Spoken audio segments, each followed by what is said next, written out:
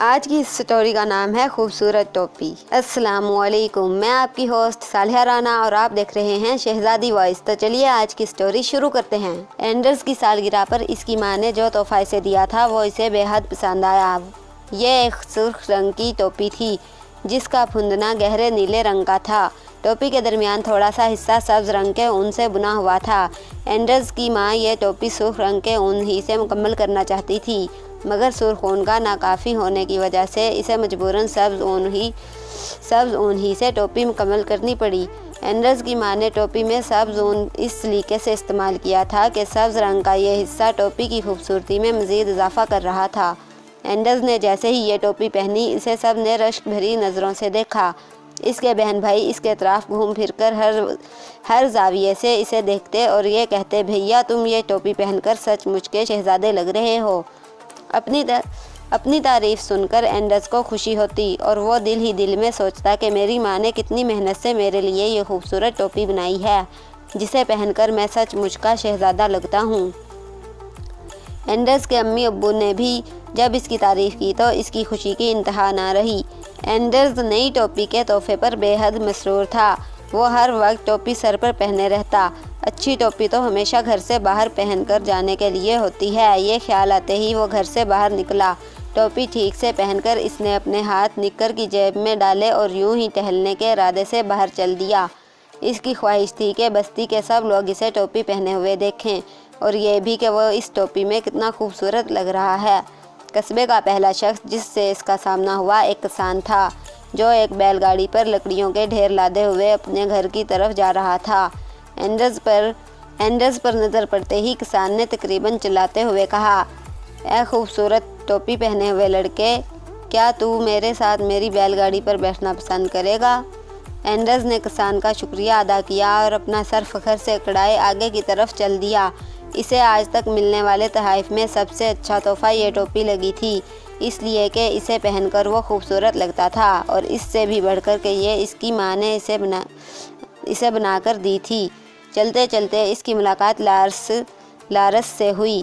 لارس Anders سے عمر میں بھی بڑا تھا اور قد و قامت میں بھی۔ لارس کی نظریں اینڈرز کی ٹوپی پر تھیں جو اسے پہلے ہی دیکھتے ہوئے بہت اچھی لگی۔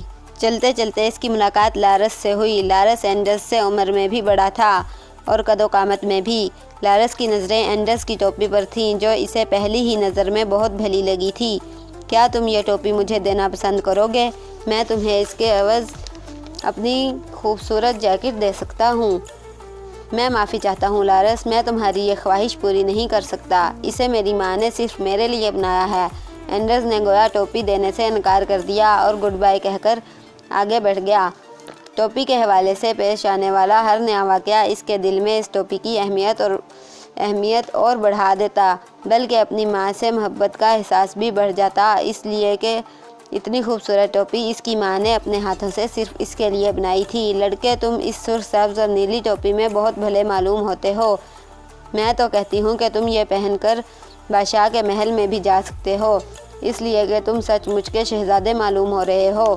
میں سچ مچ کا شہزادہ لگتا ہوں؟ اس خیال سے تو اینڈرز جھوم اٹھا۔ میرا خیال ہے مجھے بادشاہ کے محل میں جانے کی کوشش کرنی چاہیے، یہ ایک خوشگوار تجربہ ہوگا۔ ماں کی دی ہوئی ٹوپی کی بدولت کیا میں بادشاہ تک رسائی کر سکوں گا؟ کیا واقعی؟ وہ یہ سوچتا اور خوش ہوتا ہوا بے اختیار بادشاہ کے محل کی طرف چل دیا۔ کبھی کبھی بے یقینی سے اس کے قدم رک جاتے۔ وہ سوچتا کہ نہ جانے وہ بادشاہ کے محل تک پہنچ بھی سکے گا یا نہیں، مگر کوشش کرنے میں کیا حرج ہے۔ یہ سوچ کر اس نے تیز تیز قدموں سے محل کی طرف چلنا شروع کر دیا۔ چمکتے ہوئے ہیلمٹ اور روبدار وردی پہنے ہوئے دو محافظوں نے محل کے صدر دروازے پر ہی اینڈرز کو روک لیا۔ خبردار، تم محل میں داخل نہیں ہو سکتے۔ مگر کیوں؟ کیا میں نے خوبصورت ٹوپی نہیں پہن رکھی؟ کیا میں سچ مچ شہزادہ نہیں لگ رہا؟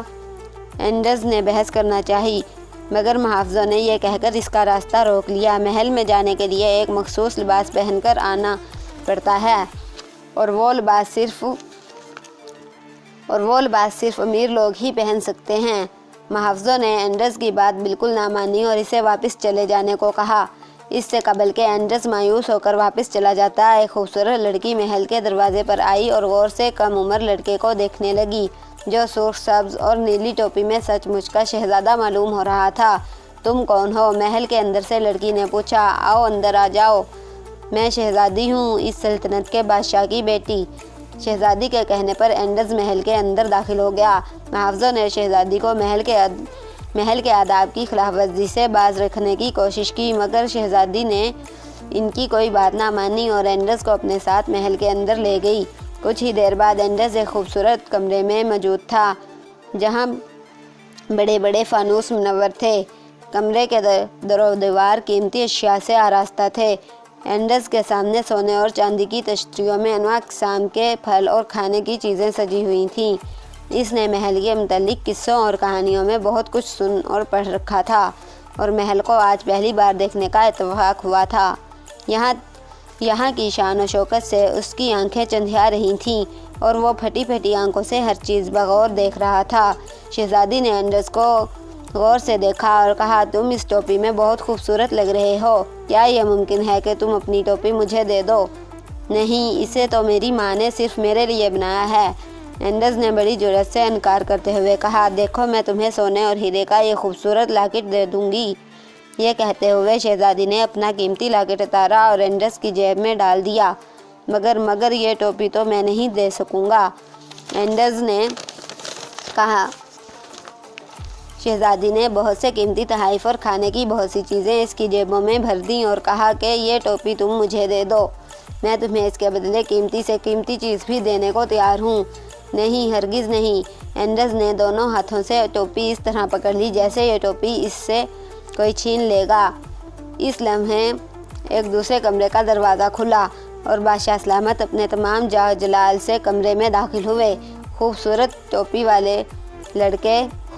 ٹوپی پہنے ہوئے یہ لڑکا کون ہے جو سچ مچ کا شہزادہ معلوم ہو رہا ہے؟ یہ شہزادہ اینڈرز ہے پاپا، شہزادی نے جواب دیا۔ تم نے یہ ٹوپی کہاں سے لی ہے؟ بادشاہ نے پوچھا۔ اسے میری ماں نے میرے لیے بنایا ہے، اینڈرز نے دونوں ہاتھوں سے ٹوپی پکڑے جواب دیا۔ کیا تم یہ ٹوپی ہمیں دے سکتے ہو؟ ہم اس کے بدلے تمہیں ہیروں سے جڑا ہوا تاج دینے کو تیار ہیں۔ بادشاہ سلامت کے سوال نے اینڈرز کو بڑی مشکل میں ڈال دیا۔ ایک طرف قیمتی ہیروں کا تاج تھا اور دوسری طرف وہ خوبصورت ٹوپی جسے پہن کر وہ سچ مچ کا شہزادہ نظر آتا تھا۔ وہ بادشاہ کو انکار بھی نہیں کر سکتا تھا اور اپنی ٹوپی بادشاہ کو دے دینا بھی اس کے لیے ممکن نہیں تھا۔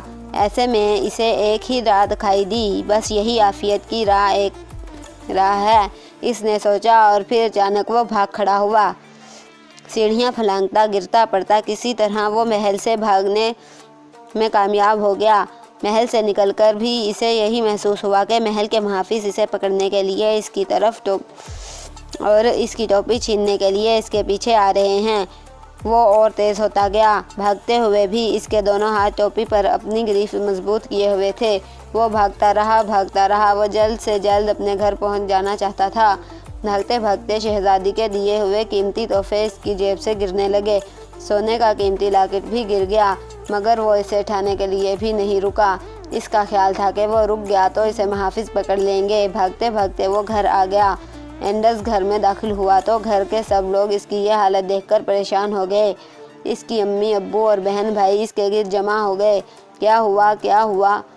گھر کا ہر فرد جاننا چاہتا تھا۔ تھوڑی دیر بعد جب اینڈرز کی سانسیں بحال ہوئیں اور اس نے اپنے حواس پر قابو پایا تو اس نے آہستہ آہستہ پورا قصہ گھر والوں کو سنا دیا کہ کس طرح وہ بادشاہ کے محل تک پہنچا اور کس طرح بھاگ کر اس نے اپنی ٹوپی کی حفاظت کی۔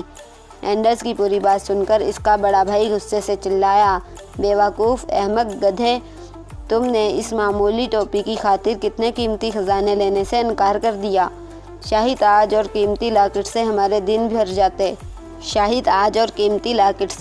دن پھر جاتے، ہم امیر ہو جاتے، مگر بے وقوف اینڈرز نے کوئی چیز تک نہ لی، اور وہ بھی اس حقیر ٹوپی کی خاطر۔ بھائی کی باتوں سے اینڈرز کا دل بھر آیا، اس کی آنکھیں بھیگ گئیں۔